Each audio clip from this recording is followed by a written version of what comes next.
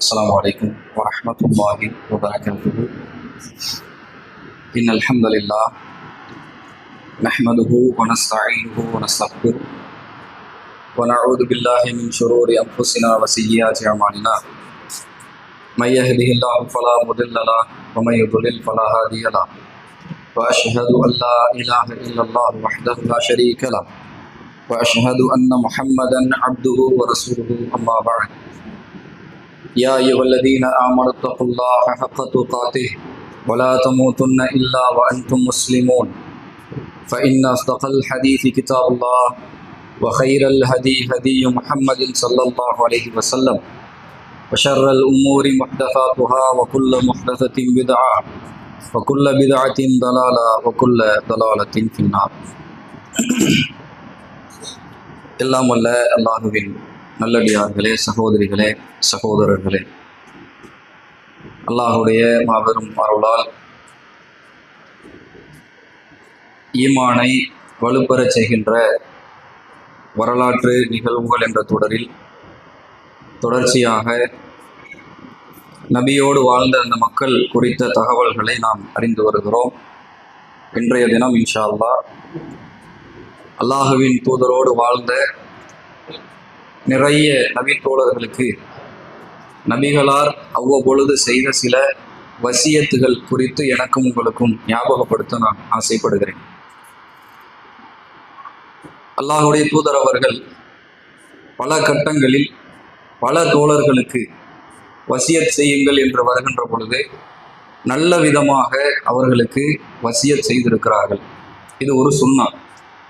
ஒவ்வொரு துறையில் ஒருவர் தேர்ந்தெடுக்கும் பொழுது அந்த துறை சார்ந்த அறிவுரைகளை கேட்டு பெற வருகின்ற மனிதர்களுக்கு நல்ல முறையில் நாம் உபதேசங்களை வழங்க வேண்டும் என்பது அல்லாஹ்வின் தூதர் அவர்கள் கற்றுத்தந்த ஒரு சுன்னா.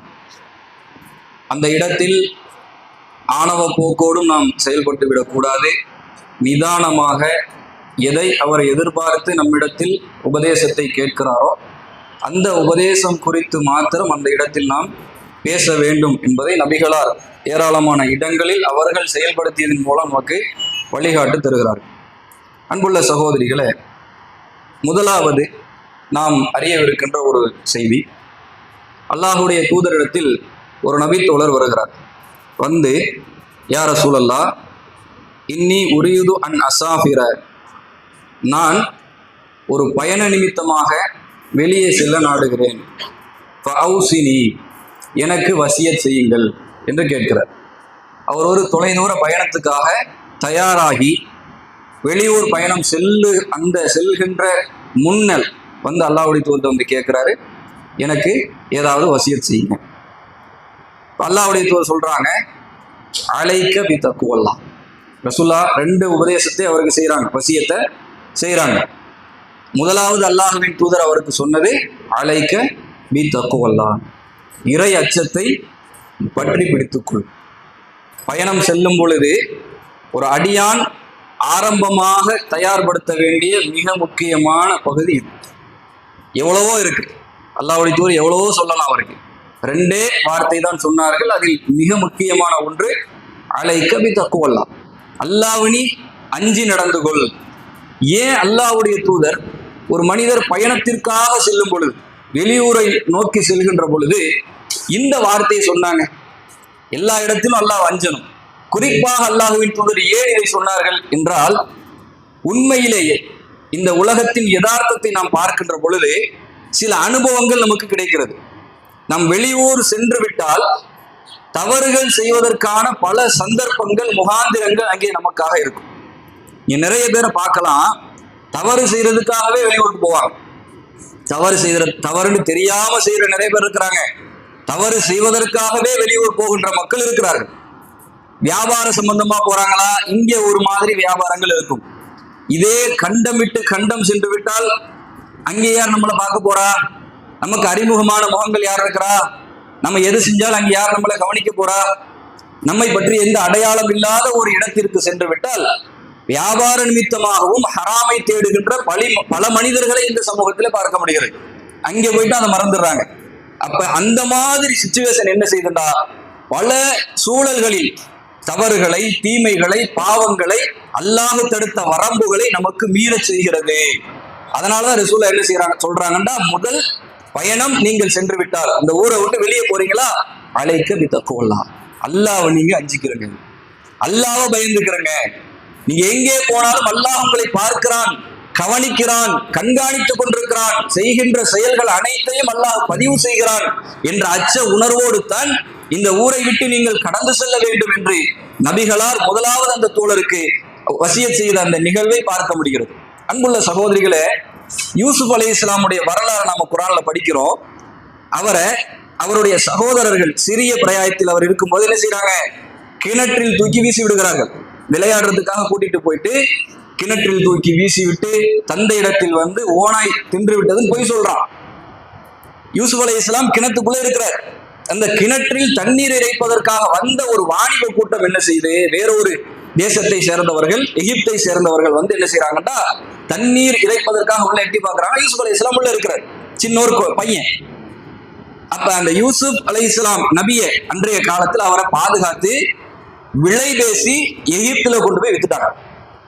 அவரை என்ன செஞ்சாங்க, விலை பேசி அவரை பாதுகாத்து காப்பாத்தி எதுவும் பெருசா ஒண்ணு செய்யல, அவரை ஒரு பொருளாக கணித்து என்ன செய்யறாங்க, விலை பேசி எகிப்தில் விற்கிறார்கள். ஒரு அரசவையில் தான் அவர் நல்ல ஒரு மனிதராக வாழ்ந்து வந்தார் இல்லையா. யூசுப் அலைஹிஸ்ஸலாம் ஒரு அரசவையில் வாழ்ந்து வருகிறார். அவருடைய இடத்தை விட்டு அவர் வேற இடத்துக்கு போயிட்டார், வேற ஒரு பிரதேசத்துக்கு போயிட்டார். அங்கே அவரை அடையாளம் காணுகின்ற எந்த மனிதர்களும் இல்லை, அவரை பத்தி தெரிஞ்சு வச்சிருக்கிற எந்த மனிதனும் கிடையாது, எல்லோரும் புதுசு. அல்லாஹ் பாருங்க, அவருக்கு ஒரு சோதனை ஏற்படுத்துறான். ஏன் இதை சொல்றேன்னா, நமக்கும் அந்த மாதிரியான கட்டங்கள், நாம் ஒரு இடத்திற்கு, யாரையும் அறியாத ஒரு இடத்திற்கு நாம் செல்லும் பொழுது நம்மை சார்ந்து பல தீமைகள், பாவங்கள் நெருங்கி வரும். கவனமா இருக்கணும். ஒரு நபிக்கு அல்லாஹ் அந்த சோதனையை வச்சான். அவர் போனார், அவருடைய உள்ளம் தூய்மையானது, அவர் எதையும் தவறாக நினைக்கல, எந்த தவறையும் செய்யல. ஆனால் அங்கே இருந்த அசீஸுடைய மனைவி என்ன செய்தால், அவரை தவறான பாதைக்கு அழைத்தாள் என்று குர்ஆன் அல்லாஹ் சொன்னான். காலத் ஹைத்தலத், நீ நாடியதை செய் என்று அவர் அழைக்கிறார். அவர் என்ன சொன்னாரு, காலம் ஆதல்லா, அல்லாஹ்வை நான் அச்சப்படுகிறேன். அவர் தன் நஃப்ஸை பாதுகாத்துக்கிட்டார், அந்த தீமைக்கு கேவலத்துக்கு அவர் போகல, இப்படி தன்னை பாதுகாத்தார். எத்தனையோ பெண்கள் அவருக்காக வலை வீசுகின்ற ஒரு சூழலை அல்லாஹ் ஏற்படுத்தினான். அந்த அசீஸை தொடர்ந்தும் நிறைய பெண்கள் அவர் மத்தியிலே வலை வீசுகிறார்கள். அப்பதான் அவர் அல்லாஹ்ட்ட துஆ செய்கிறாரு, ரப்பி சிஜ்னு அஹப்பு இலைய மிம்மா யதுஊனனி இலை. யா அல்லாஹ், இந்த பெண்கள் மத்தியில் இந்த கேவலமான ஒரு நிலையில் நான் வாழ்வதை விட்டும் சிறையில் வாழ்வது எனக்கு சிறந்தது. சிறைச்சாலையை தந்துரு ரப்பே, நான் போயிடுறேன். சிறையில போய் நான் அவதிப்படுகிறேன், துன்பப்படுகிறேன், நோவினை அனுபவித்துக் கொள்கிறேன். இந்த கெட்ட பெண்கள் மத்தியிலே நான் வாழ்வதை விட்டும் என்னை பாதுகாத்து விடு என்று ஒரு நபி அல்லாஹ் இடத்திலே பிரார்த்தனை செய்தார். அல்லாஹ் அவரை ஜெயில போட்டான்னு சொல்றான். இவங்கள்ட்ட காப்பாத்த ஒரு நபியை அல்லாஹ் ரப்புல் ஆலமீன் சிறைச்சாலைக்குள் அடைத்தான் பல ஆண்டுகள். குர்ஆன் அந்த வரலாறு பேசுது. அன்புள்ள சகோதரிகளே, அவர் ஒரு நபிதான். அவருக்கு அறிமுகம் இல்லாத ஒரு தேசத்தில் அவர் வளர்ந்து வருகின்ற பொழுது அவரை நோக்கி பல தீமைகள் வருகிறது. இதெல்லாம் பாடமா இல்லையா? அல்லாஹ் அதுதானே சொல்றான், வரும். என்னதான் நல்ல மனிதர்களாக இருந்தாலும், ஈமானிய உணர்வுள்ளவர்களாக இருந்தாலும், பல கட்டங்களிலே அந்த தவறுகள் நம்மை நோக்கி வரும். அதுல இந்த காலத்தை எடுத்தீங்கன்னா போற இடமெல்லாம் தீமை. எங்க போனாலும் பார்வையை திறந்து பார்க்க முடியாத அளவிற்கு இந்த உலகத்தில் பயங்கர ஈமானை பாதுகாத்து நடமாடுவது என்பது ரொம்ப சிரமம். அவ்வளவு ஒரு தீமையான காலகட்டங்கள் இன்றைக்கு உருவாகி இருக்கிறது. எங்கே போனாலும் தொழில் விஷயத்தில், ஆண் பெண் பழக்க விஷயத்தில் எல்லாமே மோசமாக இருக்கின்ற காலகட்டம். இந்த மாதிரி இடத்திலும் நாம அல்லாஹுவை பயந்து நடந்தால் மட்டும்தான் அல்லாஹ் நம்மளை பாதுகாக்கும். நம்ம ஒரு இடத்துக்கு போகும்போதே என்ன செய்யணும்? முதல் அடிப்படை, யா அல்லாஹ், நான் உன்னை நான் அச்சப்படுகிறேன், பாதுகாத்து. நான் எங்கே போனாலும் நான் உன்னை நினைவு கூறுவேன், என்னை பாதுகாத்து விடு என்ற உணர்வோடு, இறையச்சத்தோடு நாம் எந்த இடத்திற்கு சென்றாலும் அல்லாஹ் நம்மை பாதுகாப்பான். இப்ராஹிம் அலைஹிஸ்ஸலாம் அல்லாஹ் இடத்துல, நம்ம வெளியூருக்கு போனவன தவறு செய்ய நாடுறோம்ல, அந்த எண்ணம் அல்லாஹ் நம்மளை பார்க்கல, அதெல்லாம் கண்காணிப்புல வரல என்கின்ற ஒரு ஷைத்தானிய குணத்தால், அந்த எண்ணத்தால் நம்ம தவறு செய்யறோம். இப்ராஹிம் அலைஹிஸ்ஸலாம் அல்லாஹ்ட்ட என்ன கேட்கிறாங்க தெரியுமா? ரப்பனா இன்னக தஅலமு மா ஃபீ நுஅலின். யா அல்லாஹ், ரப்பனா, இறைவா, எங்கள் இறைவா, நாங்கள் எதை மறைத்திருந்தாலும் வெளிப்படுத்தி இருந்தாலும், ரப்பனா இன்னக தஅலமு மா நுஃபி வ மா நுஅலின், எதை நாங்கள் மறைத்திருந்தாலும் வெளிப்படுத்தி இருந்தாலும் அதை நீ அறிந்திருக்கிறாய். வெளிப்படையில் இருக்கிறது எல்லாரும் அறிஞ்சிருவோம், வெளிப்படையில் செய்யறதை நீங்க அறிந்து கொள்வீர்கள், நான் அறிந்து கொள்வேன். அவர் சொல்ற வார்த்தையை கவனிங்க.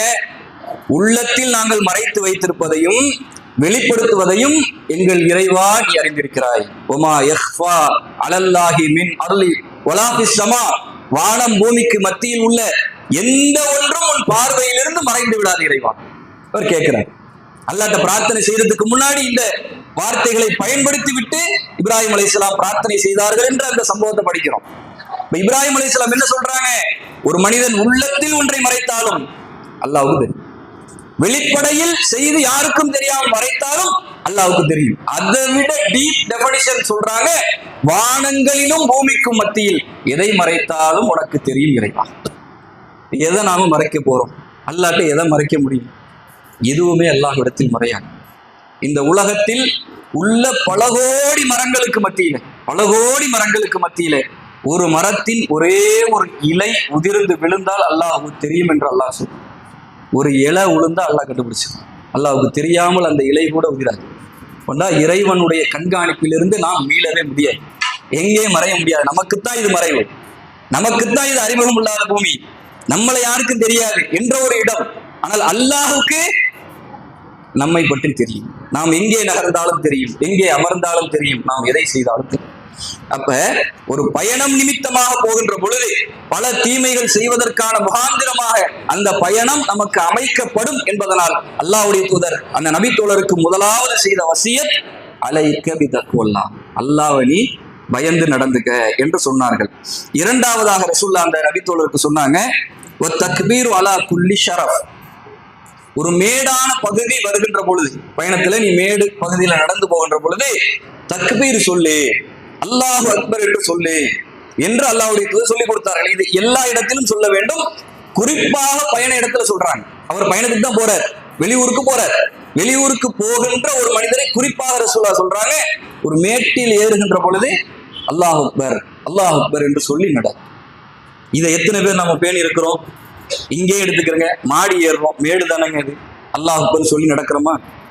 வெளியூர் போறோம், ஏதோ ஒரு என்டர்டைன்மெண்ட்டுக்காக வெளியூர் போறோம், மலை பிரதேசம், அதுல மேலே ஏறி போக வேண்டிய நிலைமை வருது. ஏறி போகும்போது ஆமா ஆத்தா அப்பா இதுதான் வரதான் வருது இல்லையா?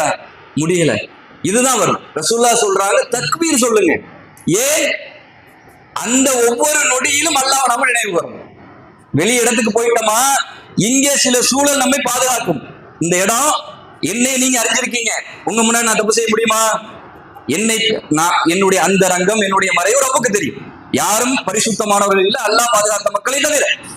வெளிப்படையில் உங்கள் மத்தியில நான் சில அறிமுகத்தோடு இருப்பேன், நல்ல மனுஷன் இருக்காங்கல்ல, உங்க முன்னாடி ஒரு தீமையை நான் செய்ய முடியுமா? சிகரெட் பிடிக்க முடியுமா? போத்தல் எடுத்து வைக்க முடியுமா? இது யதார்த்தம். உங்க முன்னாடி இயல்பாகவே நான் அதை மறைத்து விடுவேன். எல்லாருக்கும் அப்படித்தான், இயல்பாகவே நான் மறைப்பேன். நீங்க இல்லாத ஒரு இடத்துக்கு போயிட்டா அங்க யார் என்னை கண்காணிப்பது? நான் சிகரெட்டை கையில வச்சா யாருங்க என்னை பாக்குறது? யார் என்ன தப்பா நினைக்க போற? யாருமே தெரியாத மக்கள் அந்த இடம். அப்ப அங்கே செல்கின்ற பொழுதுதான் ரசூலுல்லாஹ் குறிப்பா சொல்றாங்க, இறை நினைவோடு நீங்கள் இருக்கணும். எந்த நேரமும் சைத்தான் வருவான், எந்த நேரமும் உங்களை வழி தவற செய்வான். அப்ப ஒரு மேடு பகுதியில் நடந்தால் கூட அல்லாஹ் அக்பர், அல்லாஹ் மிகப்பெரிய, அல்லாஹ் நினைவு கூறுங்க, அல்லாஹ் அக்பர் சொல்லுங்க. இன்னொரு இடத்தில் நபிகளார் சொன்னார்கள், ஒரு கீழ் மட்டமான இடத்தில், தாழ்வான பகுதியில நீங்கள் இறங்கி செல்கிறீர்களா, சுபஹான் அல்லாஹ் சொல்லுங்கண்டா. இது ரெண்டும் சொன்னா, நம்ம எங்கே ஏறினாலும் இறங்கினாலும், ஏறும் பொழுது அல்லாஹ் அக்பர் சொல்லணும், இறங்கி வரும் பொழுது சுபஹான் அல்லாஹ் சொல்லணும். எல்லா இடத்திலும் பயணத்துல அதிகமா சொல்லணும், பயணத்துல ஒரு ரோட்ல ஏறினாலும் சொல்லணும், இறை நினைவோடு இருக்கணும். இதுதான் நம்ம இறையச்சத்தோடு அந்த இடத்தில் பாதுகாக்க ஒரு யதார்த்த சூழ்நிலையாக இருக்கும் என்பதனால் நபிகளார் அந்த நபித்தோழருக்கு, பயணத்துக்காக போற நபித்தோழருக்கு இதை உபதேசமாக செய்தார்கள் என்ற அந்த செய்தியை படிக்க முடிகிறது. சொல்லிட்டு அந்த நபித்தோழர் கடந்து போயிட்டாரு. இப்போ ரசூலுல்லாஹி ஸல்லல்லாஹு அலைஹி வஸல்லம் அவர் போற தூரத்தை பார்க்குறாங்க. பார்த்துட்டு அல்லாஹ்வுடைய தூதர் துவா செய்கிறாங்க. அந்த நபித்தோழரை வச்சுக்கிட்டு செய்யல, அவர் வசியத் கேட்டாரு. ரசூலுல்லாஹ் 2 வசியத் சொன்னாங்க. அந்த நபித்தோழர் கடந்து போயிட்டாரு. அவர் போனதுக்கு அப்புறம் என்ன செய்யறாங்கடா, அந்த தோழருக்காக அல்லாஹ்வுடைய தூதர் துவா செய்யறாங்க, அல்லாஹும்ம துவிலஹு லத்துவிலகுல் அருள், யா அல்லாஹ் இந்த பூமியை அவருக்கு சுருக்கமாக்கி விடு. ஏன்னா அவர் ஒரு பயணத்துக்காக போறாரு. நீட்ட நெடிய பயணமா இருக்கலாம், ஆபத்தான பயணங்களாக இருக்கலாம், உடல் சோர்வை, வியாதிகளை, நோய்களை ஏற்படுத்துகின்ற பயணமாக இருக்கலாம், கடுமையான நோவினை தருகின்ற பயணமாக இருக்கலாம். குடும்பத்தை பிரிஞ்சு போறாரு.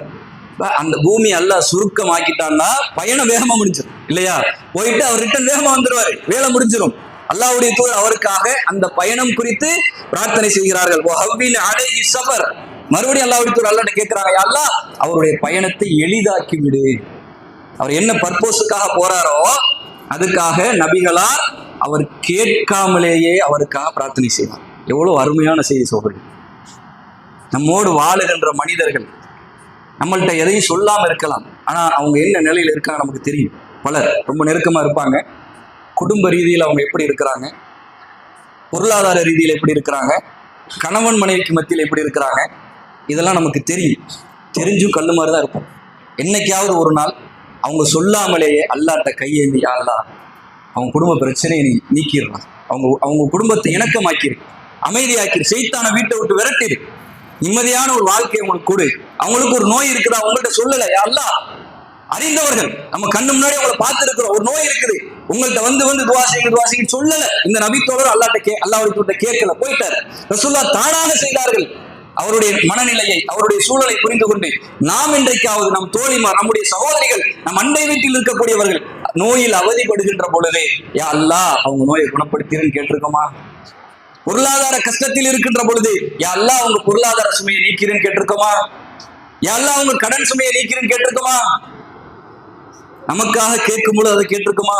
இது எவ்வளவு பெரிய ஒரு சிறப்பிற்குரிய விஷயம் தெரியுமா சகோதரிகள்? அல்லாஹ்வுடைய தூதர் சொன்னார்கள், உங்கள் ஒரு சகோதரனுக்காக, ஒரு சகோதரிக்காக மறைவில் யாருக்குமே தெரியாது, நீங்க செய்யற துவா அல்லாஹ்வுக்கு மட்டும் தெரியும். தனிமையில் அமர்ந்து யாரோ ஒருவருக்காக செய்றீங்க, உங்களுக்காக செய்யல, அவருடைய கஷ்டத்திற்காக செய்கிறீர்கள். அப்படி செய்கின்ற துவாவிற்கான இறைவனின் மதிப்பு என்ன தெரியுமா? யா அல்லாஹ் இவருடைய சுமையை நீ நீக்கிவிடு என்று நீங்கள் கேட்கின்ற பொழுது உங்கள் அருகாமையில் அல்லாஹ் ரப்புல் ஆலமீன் ஒரு வானவரை இறக்கி வைப்பானாம். நான் என் சகோதரனுக்காக, என் சகோதரிக்காக யா அல்லாஹ் உங்க கஷ்டத்தை நீக்கிறேன்னு கேட்கும் பொழுது என் அருகில ஒரு வானவர் ரப்பிடம் இருந்து வருகிறார்.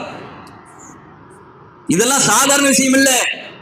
இறைவன் எனக்காக ஒரு வானவரை அங்கிருந்து அனுப்புகிறான் என்றால் அதை யோசிச்சு பாருங்க சகோதரிகளே, எவ்வளவு பெரிய அம்சம் அது. எதுக்கு அனுப்புறான்? ரசூலுல்லாஹ் சொல்றாங்க, இவர் என்னவெல்லாம் இன்னொரு சகோதரனுக்காக, சகோதரிக்காக துவா செய்கிறாரோ அந்த வானவர் அதற்காக ஆமீன் சொல்லுவார். உங்க துவாவுக்கு அவர் ஆமீன் சொன்னதா எங்கேயுமே ஹதீஸ்ல நீங்க படிக்க முடியும். நான் எனக்காக கேட்கிறேன், என் பொருளாதாரத்துக்காக கேட்கிறேன், என் உடலுக்காக கேட்கிறேன், என் மார்க்கத்துக்காக நான் எனக்காக கேட்கிறேன். ஒரு வானவர் எனக்காக அமர்ந்து ஆமீன் சொல்ல மாட்டார். இன்னொரு நபருக்காக தனிமையில் அமர்ந்து, அவருக்கு தெரியாது நாம துவா கேட்டோம், ஆனா ரப்புக்கு தெரியும் அவருடைய சூழ்நிலை, கஷ்டமான நிலை, தொல்லையான நிலை நீங்க வேண்டும் என்பதற்காக அல்லாஹ்விடத்தில் நான் பிரார்த்தனை செய்கின்ற பொழுது அல்லாஹ்வுடைய ஏற்பாடை பாருங்க. எனக்காக ஒரு வானவரை அல்லாஹ் அங்கே அமைத்து அந்த துவாவுக்கு ஆமீன் சொல்றான். அது மட்டுமல்ல, ரசூலுல்லாஹ் தொடர்ந்து சொன்னார்கள், வலக பிமிஸ்ல், உனக்கும் அதே போன்று கிடைக்கட்டும் என்று அந்த வானவர் அல்லாஹ்ட்ட துவா செய்வாராம். யாரோ ஒருத்தர் செய்யற துவா அது அல்லாஹ்வால் ஏற்றுக்கொள்ளப்படும், நிராகரிக்கப்படும். இரண்டாவது ஆப்ஷனல். நான் உங்களுக்காக துவா செய்யறேன்னா அல்லாஹ் நாடினால் ஏற்றுக்கொள்வான் அல்லது நிராகரிப்பான், அவனுடைய அதிகாரம். ஒரு வானவர் அல்லாஹ்வுடைய ஏற்பாட்டுல தான் வர்ற. நல்லா அந்த நபிமொழியை விளங்கிக்கிறங்க. அல்லாஹ் தான் அனுப்பி வைக்கிறான், அனுப்பி வச்சு ஆமீன் சொல்றான். அனுப்பி வைத்த வானவருக்கு அல்லாஹ்வுடைய கட்டளை அவருக்கு அத மாதிரி கிடைக்கணும்னு நீங்க கேளுங்கிறான். அப்ப அல்லாஹ் என்ன நினைக்கிறான்? நமக்கு கட்டாயம் அது கிடைக்கும் என்பதற்காக சொல்லி அனுப்புறாங்க இல்லையா? நம்ம அடுத்தவங்களுக்காக யா அல்லாஹ் இவங்க சிரமத்தை நீக்கிறே, இவங்க பொருளாதாரத்தை உயர்த்தி கூடன்னு கேட்டா அந்த வானவர் வலக பிமிஸ்ல், உங்களுக்கு அது மாதிரி ரப்பு தரட்டும் என்று கேட்கிறார். அல்லாஹ் அதை தருவதற்கான வாய்ப்பை ஏற்படுத்தி அங்கே அமைக்கிறார். நமக்கு கிடைக்கும். யாருக்கோ கேட்கிறோம், நமக்கு கிடைக்கும். யாருடைய நோய்க்கோ கேட்கிறோம், நம்முடைய நோயை எல்லாம் குணப்படுத்துவாங்க. அன்புள்ள சகோதரிகளே, அல்லாஹ்வுடைய அழகான குணம். அந்த தோழர்களுடைய மனநிலைகளை புரிந்து கொண்டு அவங்களுக்கு தெரியாம தனிமையில் மறைவில் பிரார்த்தனை செய்திருக்கிறார்கள். இந்த நபிமொழி அதை சொல்லு. நாம செய்யறோமாங்கிறத கேள்வி. செய்யறோமா? இது இந்த பண்பு நம்ம இடத்துல இருக்கிறதா? எவ்வளவு பேர் அந்த மாதிரி கேட்டிருக்கோம்? நம்ம இன்னைக்கு நிம்மதியா இருக்கிறோமே, எவ்வளோ மக்கள் அமைதி இழந்து போய் நோன்பு வைக்க முடியாமல் பல இடங்கள்ல, ஏதோ நாடுகளை விடுங்க, நம்ம நாட்டுல அண்மித்து இருக்கிற மாநிலங்கள்ல பாருங்க, இஸ்லாத்தை அவர்கள் பின்பற்றுவதற்கு எவ்வளவு சிரமம். பள்ளியில நின்று தொழ முடியல, இறைவன் சொன்ன வணக்க வழிபாடுகளில் ஈடுபட முடியல, தன்னை ஒரு முஸ்லிமாக வெளியில் அடையாளப்படுத்தி கொண்டு செல்ல முடியல. நோன்பு வைத்திருக்கின்ற இஸ்லாமியர்களை அடிக்கிறார்கள், கொலை செய்கிறார்கள், கடை தெருவுகளை எரிக்கிறார்கள், அவர்கள் பொருளாதாரத்தை சூறையாடுகிறார்கள், அல்லாஹ்வுடைய ஆலயத்தை மேலே ஏறி உடைத்து நெருப்பு வைக்கிறார்கள். எல்லாம் இந்த நாட்டில் நடக்குது. இதெல்லாம் பார்த்துட்டு ஸ்கிப் பண்ணிட்டு போறோமே, அவங்களுக்காக ஒரு துவா செஞ்சிருப்போமா? நம்மளை நிம்மதி அல்லாஹ் வச்சிருக்கிறான்ல, அல்லாஹ்வை தொழுவதற்கோ நான் ஒரு முஸ்லிம் என்று இந்த தமிழகத்தில் அடையாளப்படுத்துவதற்கு ஏதாவது தொந்தரவு இருக்கா? யாராவது நம்மளை அடிக்கிறானா? ஏதாவது சிரமம் இருக்கா? அல்லாஹ் நமக்கு அருள் செஞ்சிருக்கிறான்ல. நம்மோடு இந்த போன ஒரு சில மணி நேரத்தில் அந்த ஏரியாவுக்கு போயிடலாம். அவ்வளவு நெருக்கமான ஏரியாக்களில் இஸ்லாத்தை பின்பற்றுகின்ற மக்களுக்கு நடக்கின்ற அவதிகளை கண் முன்னால் பார்க்கணும். அவங்களுக்காக துவா செஞ்சிருக்கிறோமா? செய்தால் அவங்களுக்கு அல்லாஹ் மாணவர்களுடைய ஆமீனை கொடுப்பான, அல்லாஹ் உதவி செய்வான் அல்லவா? இதெல்லாம் நினைச்சு பார்க்கணும். நாளை ஒருவேளை ஈமானுக்கு எல்லா கட்டத்திலும் சோதனைகள் இருக்கும். ஒருவேளை அங்கே இருந்த சோதனை இந்த இடத்துக்கு வந்துருச்சுன்னா, நமக்கு சிரமம் வந்துருச்சுன்னா, இஸ்லாத்தை பின்பற்றுவதற்கு மிக பெரும் ஒரு மோசமான சூழ்நிலை இந்த இடத்திலும் உருவாகிவிட்டால், அல்லாஹ்விடத்தில் நாம் கேட்ட பிரார்த்தனை வானவர் நமக்காக செய்திருப்பாரே, அந்த பிரார்த்தனை நமக்கு உதவி செய்யும். அல்லாஹ் நமக்கு இங்கே பாதுகாப்பு வச்சிருப்பான். இவ்வளவு டீப்பான விஷயங்கள் இதுல இருக்கு சகோதரி. இப்ப நம்மளோட நிறுத்திக்கிற கூடாது, துவாவை நம்மளோட நிப்பாட்டக்கூடாது. அண்டையில் இருக்கின்ற மக்களை பார்க்கணும், நம்ம சகோதரர்களை பார்க்கணும், சகோதரிகளை பார்க்கணும், நம்ம தெருவை பார்க்கணும், நம்ம ஊர்ல யாரெல்லாம் அப்படி இருக்காங்கன்னு பார்க்கணும். எல்லா இடத்திலும் இஸ்லாமியர்கள் எப்படி இருக்கிறார்கள், எல்லா மக்களுக்காகவும் எல்லா இடத்துல நம்ம துவா செய்து கொள்கின்ற அந்த பண்பை வளர்த்து கொள்ள வேண்டும். இது முதலாவது செய்தி நமக்கு இந்த நபிமொழி நமக்கு பாடமாக்குகிறது. ரெண்டாவது, ரசூலுல்லாஹி ஸல்லல்லாஹு அலைஹி வஸல்லம் இடத்துல இன்னொரு நபி தோழர் வருகிறார். வந்து அவுசிரி யா ரசூலல்லாஹ், அல்லாஹ்வுடைய தூதரை எனக்கு நீங்க வசியத் செய்யுங்க அப்படின்னு கேட்குறாங்க. அல்லாஹ்வுடைய தூதர் சொல்றாங்க, நீங்க நல்லவர்களுக்கு மத்தியில் எப்படி வெட்க உணர்வோடு நடந்து கொள்வீர்களோ அது மாதிரி உங்க ரப்புக்கு முன்னாடி நடந்துக்கிறீங்க. அழகான ஒரு வார்த்தை. நல்ல மனிதர்களுக்கு மத்தியில நீங்க எப்படி வெட்கத்தோடு சில இடங்களில் நடப்பீர்களோ அதுபோல உங்கள் ரப்புக்கு முன்னால் நீங்கள் நடந்து கொள்ளுங்கள். என்ன அர்த்தம்? ஒரு நல்ல மனிதர், ஒரு மார்க்க அறிஞர்னு வச்சுக்கிறேங்க, உங்களுக்கு மார்க்கத்தை சொல்லித்தர ஒரு உஸ்தாத் வச்சுக்கிறேங்க, அவருக்கு முன்னாடி சில தவறுகளை எது எல்லாம் வெட்கத்தை பாதிக்குமோ அந்த மாதிரி செயல்களை செய்யறதை விட்டு நம்ம தவறி இருப்போமா இல்லையா? நீங்க இருப்போம். அவங்க முன்னாடி எல்லாரும் முன்னாடி சில செயல் செய்வோம், இவர் வந்துட்டா செய்ய மாட்டோம், அவர் வந்துட்டா அப்படி கம்சிப்புன்னு ஆயிரும். இந்த மாதிரிலாம் இருக்குல்ல, வெட்க உணர்வோடு நடந்து கொள்கின்ற அந்த பண்பு நல்ல மனிதருக்கு மத்தியில. அந்த மனிதருக்கு முன்னால் நீங்கள் நடப்பதை விட ரப்புக்கு முன்னால் அது நடப்பது ஆக சிறந்தது. இதுதான் ரசூலுல்லாஹ்வுடைய உபதேசம். என்ன சொல்றாங்க ரசூலுல்லாஹ்? வசியத், நல்ல மனிதர்களுக்கு முன்னால் சில தீமைகளை செய்ய நீங்க எப்படி வெட்கப்படுவீங்களோ அந்த வெட்க உணர்வு அல்லாஹ்வுக்கு முன்னாடி வைங்க. அல்லாஹ் உங்களை பார்த்து கொண்டிருக்கிறான் எந்நேரமும். பிற மனிதர்களுக்கு மத்தியில் வெட்கத்தோடு நீங்கள் எப்படி சில தவறுகளை விட்டு நீங்கி நிற்கிறீர்களோ அல்லாஹ் உங்களை பார்க்கிறானே, அதற்காக வெட்கப்படுங்க. எந்நேரம் அல்லாஹ் பார்த்துட்டு இருக்கிறான். அந்த வெட்க உணர்வு சில தவறுகளை தீமைகளை உங்களை விட்டு தடுக்கட்டும் என்று ரசூலுல்லாஹ் அழகான வசியத் செய்தார். வெட்க உணர்வு இந்த பகுதியை இன்றைக்கு நம் சமூகத்தில் தேடி எடுக்க வேண்டியிருக்கிறது. அல்லாஹ்வுடைய தூதர் சொன்னார்கள், அல் ஹயாவு மினல் ஈமான், ஈமானில் உள்ள ஒரு பகுதி வெட்கம். இந்த வெட்க உணர்வுங்கிறது ரொம்ப ஒரு அடிமட்டத்துக்கு இன்னைக்கு நம்முடைய சமுதாயத்துல போயிடுச்சு, சர்வசாதாரணமா போச்சு. எவ்வளவு சிறப்பான குணம் தெரியுமா இது? ஒரு அழகான செய்தி பாருங்க. ரசூலுல்லாஹ் வீட்டுல உட்கார்ந்து இருக்கிறாங்க, கொஞ்சம் மூட்டு வரைக்கும் கைலி, அவங்களுடைய அந்த கட்டியிருந்த வேஷ்டி மூட்டு வரைக்கும் தூக்கி இருக்கு. வீட்டுல இருக்கிறாங்க, வெளியே இல்லை, சரியா? வீட்டுல இருக்காங்க, மூட்டு வரைக்கும் தூக்கி இருக்குது கைலி. வீட்டுல எல்லாரும் யதார்த்தமா இருக்கிற ஒரு இடம் தான். அபூபக்கர் சித்திக் ரலியல்லாஹு அன்ஹு வந்து கதவை தட்டுறாங்க, அனுமதி கேட்கிறாங்க. அதே நிலையிலேயே ரசூலுல்லாஹ் அனுமதி கொடுத்தாங்க. கால் பகுதி திறந்துதான் இருக்குது. வந்தாங்க, அமர்ந்தாங்க, சகஜமா பேசிட்டு இருக்கிறாங்க. உமர் ரலியல்லாஹு அன்ஹு கொஞ்ச நேரத்துல சத்தம் கொடுக்குறாங்க, அனுமதி கேட்கிறாங்க. அல்லாஹ்வுடைய தூதர் அனுமதி கொடுத்தாரு. அவர் வந்தாரு, ரசூலுல்லாஹ் காலை மடக்கல, எதுவும் செய்யல, அப்படிதான் இருக்கிறாங்க. கால் தெரிகிறது, மூட்டுக்கு கீழே கால் தெரிகிறது. வந்து அவர் உட்கார்ந்து பேசிட்டு இருக்கிறாரு. உஸ்மான் ரலியல்லாஹு அன்ஹு வந்து கதவை தட்டுறாரு. ரசூலுல்லாஹ் எல்லாத்தையும் ஓடிட்டாங்க. உஸ்மான் வந்து கதவை தட்டின உடனே அபூபக்கர் வரும்பொழுது எந்த எஃபெக்டும் இல்லை ரசூல்லாக்கு. உமர் வரும் பொழுது எதையும் செய்யல. உஸ்மான் கதவை தான் தட்டுறாரு. அவர் குரலை கேட்டோன்னு ரசூல்லா என்ன செய்யறாங்க, முட்டிக்கு கீழ் திறந்திருந்த அந்த ஆடை எடுத்து மூடிட்டாங்க. மூடி அமைதியை அப்படி போடுறாங்க.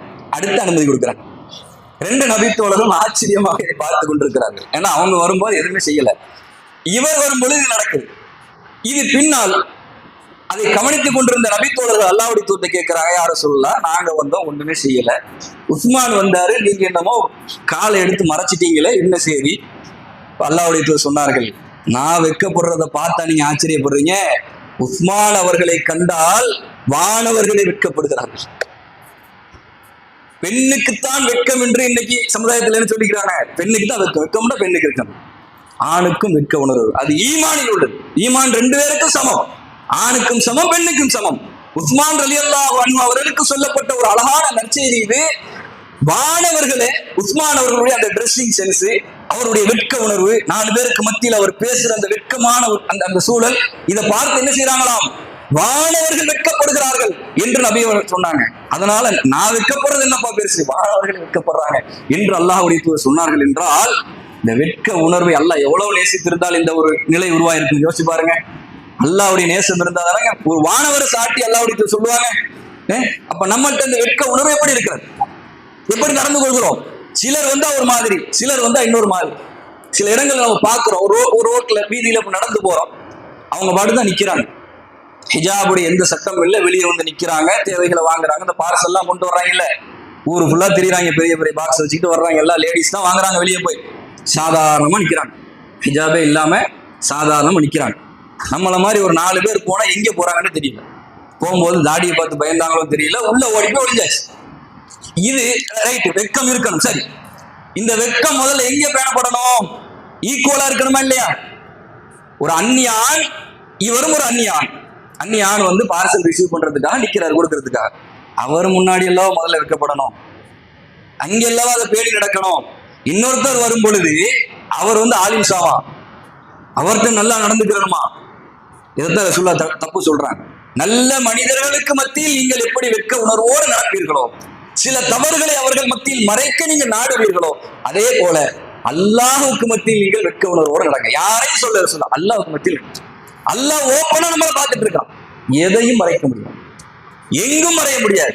அல்லாஹ் பார்க்கிறான் என்ற அந்த அச்ச உணர்வு, வெட்க உணர்வு, ஒரு தவறை தீமையை செய்ய நாடுகின்ற பொழுது நம்மளை எல்லாம் பார்த்துட்டு இருக்காங்க. ரசூலுல்லாஹ் சொன்னாங்க, எல்லா நபிமார்களுக்கும் வழங்கப்பட்ட ஒரு செய்தி, உனக்கு வெட்கம் இல்லை என்றால் நீ நாடியதை செய். எல்லா நபியும் சொன்னாங்களாம்.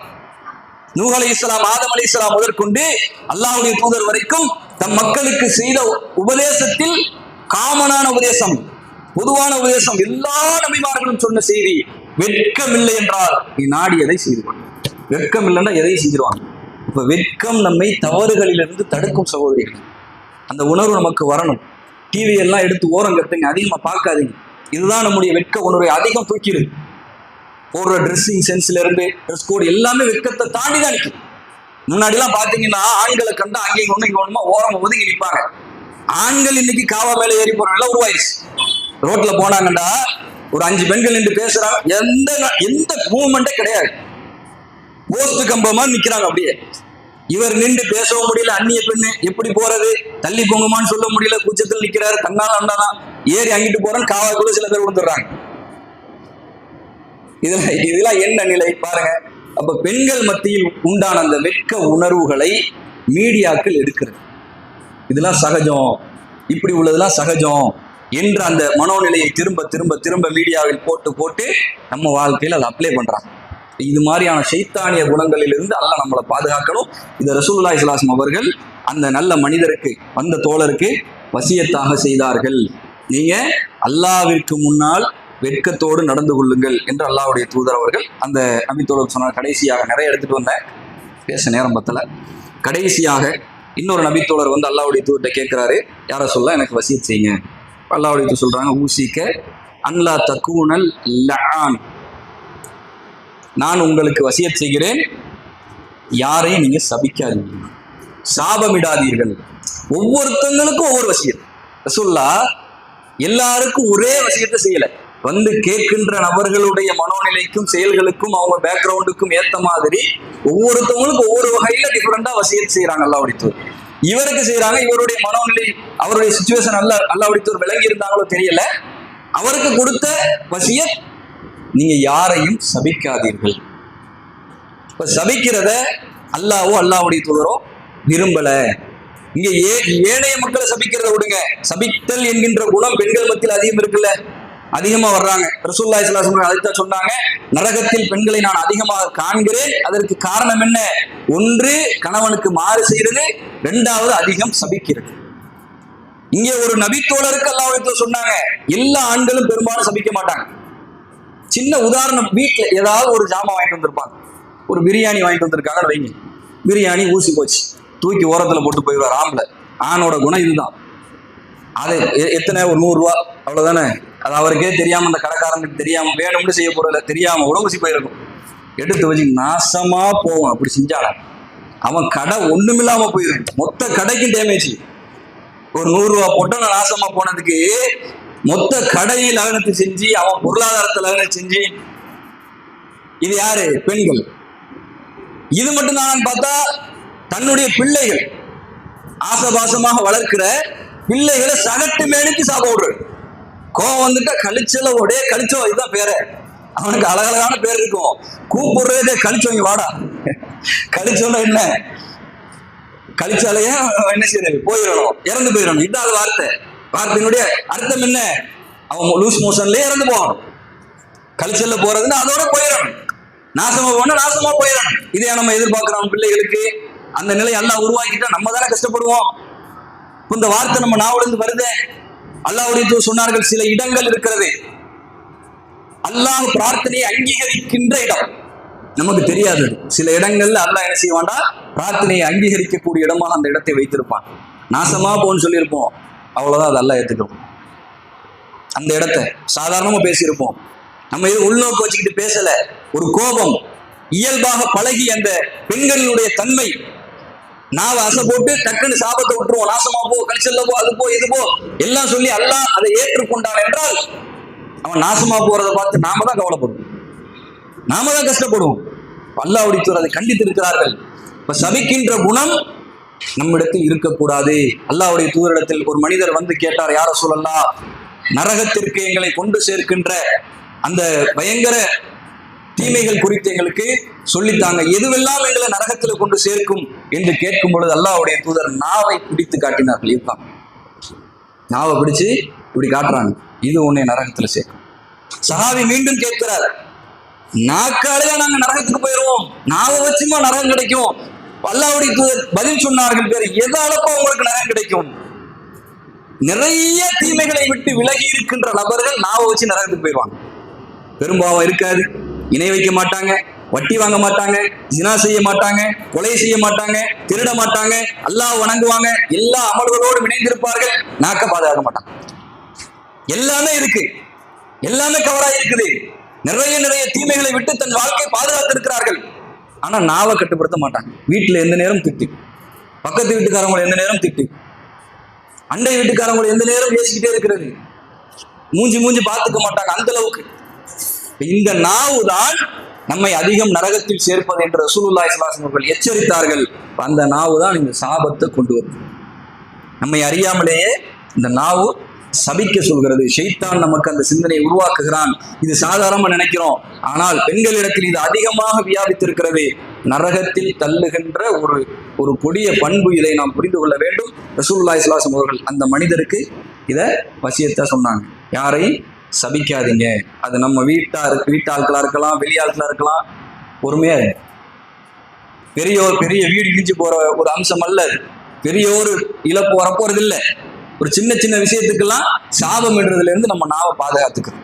அல்லாஹ் நம்மளை பாதுகாக்கணும். இவ்வாறு நிறைய வசியத்துகளை அல்லாஹ்வுடைய தூதர் அவர்கள் தம் தோழர்களுக்கு மத்தியில் விளங்கப்படுத்தினார்கள், எடுத்துரைத்தார்கள். அல்லாஹ் ரப்புல் ஆலமீன் எதை கேட்டோமோ அதன் அடிப்படையில் செயல்படக்கூடிய நன்மக்களாக என்னையும் உங்களையும் ஆக்கியருள் புரிவானாக. வாஹிரு தஅவானா அல்ஹம்துலில்லாஹி ரப்பில் ஆலமீன். அஸ்ஸலாமு அலைக்கும் வரஹ்மத்துல்லாஹி வபரகாத்துஹு. சுப்ஹானக்கல்லாஹும்ம வபிஹம்திக அஷ்ஹது அன் லா இலாஹா இல்லா அன்த அஸ்தக்ஃபிருக வ அத்தூபு இலைக்.